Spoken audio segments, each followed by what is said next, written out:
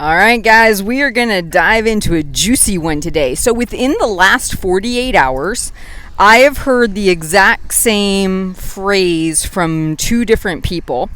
And I thought to myself, I bet you this shows up for a lot of people. So one of my clients, I was having a coaching call with her, and she was telling me why she had extra treats on different days.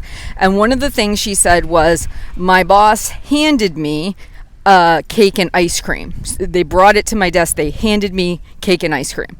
I also had another coaching client who is working on not drinking at home, and two different occasions she said, my husband handed me an open beer or handed me a glass of wine. And when they did this, I thought this was really interesting. It was said in such a way that it came across like maybe, just maybe, they weren't taking full responsibility for the decision. And I want to encourage you, if that's you, if you see it as somebody hands me something and I eat it or drink it, it's almost like, what was I going to do? What is a normal, sane person supposed to do in that situation, Heather? Well, let me tell you something. Let's think about this with a slightly different angle. If your husband or coworker or boss were to walk in and hand you a needle full of heroin, or they were to hand you some cocaine, would you have done it? And of course, most of you, unless you have a drug issue, you're like, heck no, I would never do that. I wouldn't take it and inject it into my arm. I wouldn't take it and use that substance. Why? They handed it to you. If the act of someone bringing something to you, handing it to you, made you feel like you had to do it, then all things would be up for grabs. Now, what you want to do in this moment is take full ownership and responsibility of your actions. I chose to eat cake and ice cream because I wanted it.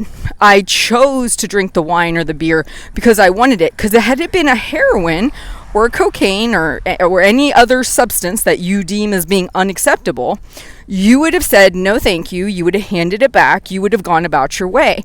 The only reason you didn't is because you have a story around it.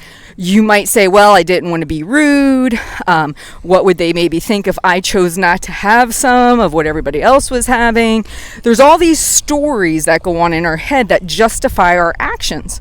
And the biggest concern I always have for people is not realizing their power, not realizing their ability to say no.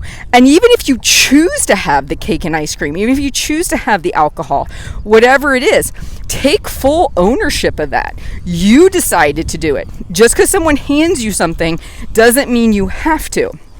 And what I often see is we kind of blame a lot of things outside of ourselves for our food and weight struggles. Oh, so-and-so is such a pushy person. If they're pushing crack on you, are you going to take it? Probably not.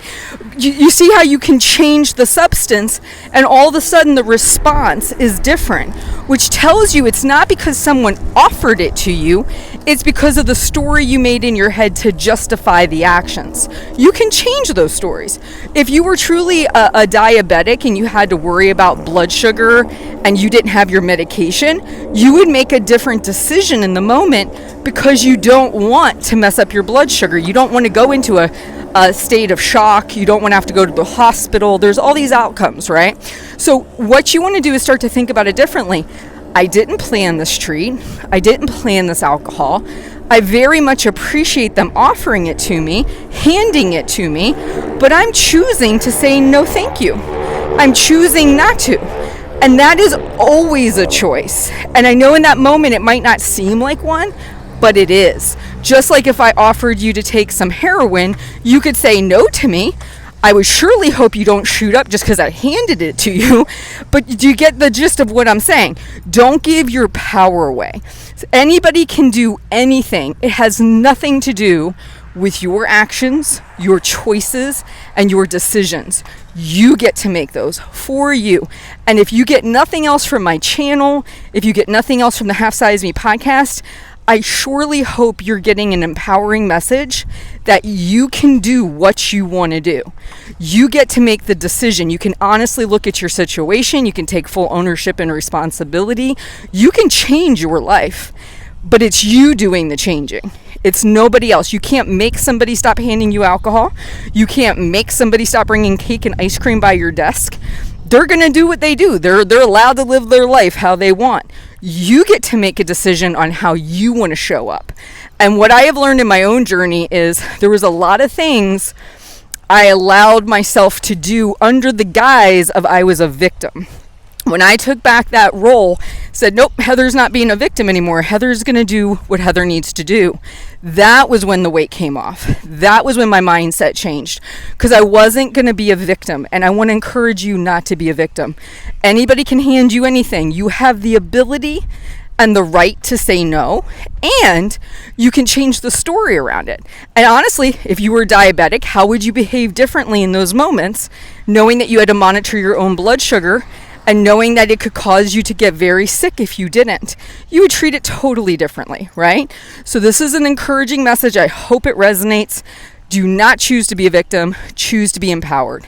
You guys have a great day. Please like and subscribe and share the video.